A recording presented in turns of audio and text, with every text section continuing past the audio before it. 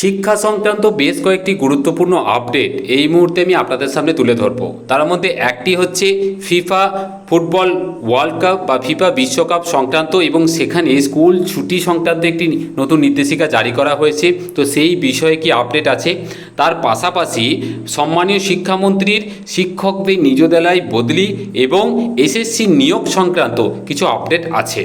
চলুন, প্রথম যে আপডেট সেটি হচ্ছে ফিফা ওয়ার্ল্ড কাপ সংক্রান্ত যে নির্দেশিকা, সেখানে ঠিক কী উল্লেখ করা হয়েছে।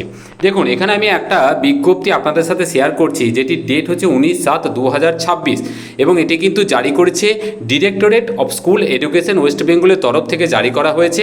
এবং এখানে কি বলেছে না, in view of the fact that the FIFA world cup 2026 final between Spain and Argentina kicks of on timings India IST Monday July 20 at 12:30 am, morning schools may thus relax attendance or declare holiday।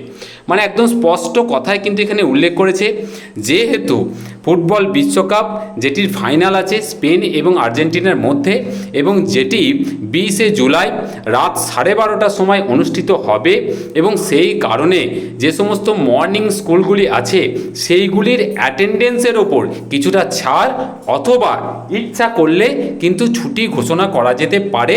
মানে হচ্ছে সোমবার ছুটি বা অ্যাটেন্ডেন্সে রিল্যাক্সেশনের ব্যাপারটা বলা হয়েছে। তবে এক্ষেত্রে অবশ্যই সেগুলি শুধুমাত্র যেগুলো মর্নিং স্কুল আছে তাদের জন্য কিন্তু বিশেষভাবে ঘোষণা করা হয়েছে।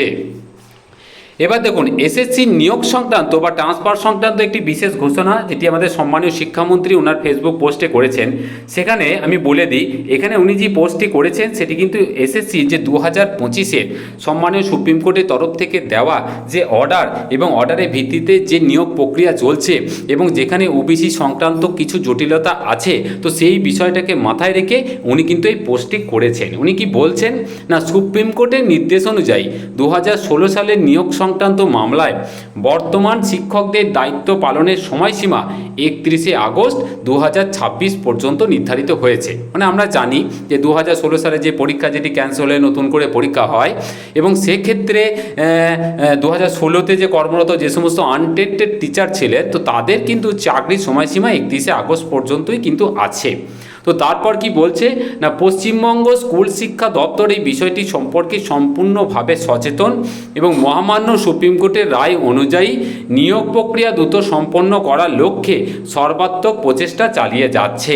তার মানে নতুন যে নিয়োগ প্রক্রিয়া, মানে 31 আগস্ট 2026-এর পর যে আনটেন্টেড যে সমস্ত শিক্ষক তারা তো চাকরি থেকে বঞ্চিত হবেন, বা ওই পুরনো প্রসেসটা ক্যান্সেল হয়ে যাচ্ছে।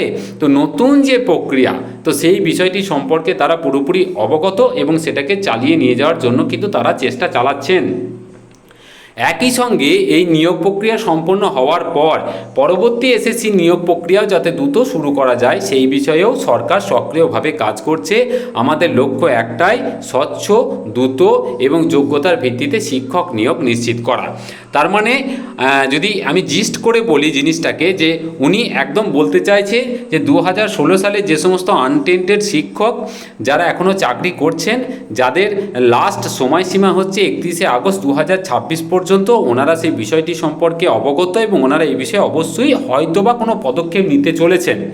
তার পাশাপাশি সম্মানীয় সুপ্রিম কোর্টের তরফ থেকে ওনাদের নিয়ে এবং কিছু ফ্রেশার্স ক্যান্ডিডেটদের নিয়ে, সমস্ত ফ্রেশার্সদের নিয়ে যে পরীক্ষাটা হয়েছিল, সেই প্রক্রিয়াটা ওনারা কন্টিনিউ চালানোর ব্যাপারে যথেষ্ট তৎপর, এবং তার প্রক্রিয়া কিন্তু খুব দ্রুত শুরু হয়ে গেছে বা শুরু হচ্ছে। এবং তার পাশাপাশি এটাও বলেছেন যে এই প্রসেসটা, এই ঝামেলাটা কমপ্লিট মিটলেই কিন্তু নতুন যে এসএলএসটি মানে এসএলএসটি 3 যে প্রক্রিয়া, সেটা কিন্তু ওনারা দ্রুততার সাথে শুরু করবেন। তো এই আপডেটটি ছিল। দেখুন, আরেকটি বক্তব্য উনি দিয়েছেন, তা সেটি আমি আপনাদের বলে দিই, যে উনি কিন্তু প্রাথমিক শিক্ষকদের ট্রান্সফার সংক্রান্ত বিষয়ে তিনি বলেছেন যে খুব দ্রুত কিছু ফর্ম কিন্তু প্রত্যেক প্রাথমিক শিক্ষক যারা অন্য জেলায় কর্মরত তাদেরকে দেওয়া হবে, এবং তাদেরকে নিজ জেলায় বদলির কিন্তু সুযোগ করে দেওয়া হবে। এটা উনি মৌখিকভাবে কিন্তু বলেছেন। তো সেক্ষেত্রে যে সমস্ত শিক্ষক বাইরে জেলায় কর্মরত আছেন, বিশেষত প্রাথমিক শিক্ষক, ভবিষ্যতে হয়তো হাই স্কুল শিক্ষকের জন্য সেই সুযোগ আসতে পারে, তো তাদের কিন্তু নিজ জেলায় ফেরার একটা খুব ভালো সুযোগ আসতে চলেছে বলেই মনে করা হচ্ছে। উনি এরকমটি কিন্তু বক্তব্য রেখেছেন। এইটুকু আপডেট ছিল, যেটুকু শিক্ষা সংক্রান্ত আপডেট ছিল আমি আপনাদের সামনে তুলে ধরলাম। খুব ভালো থাকবেন।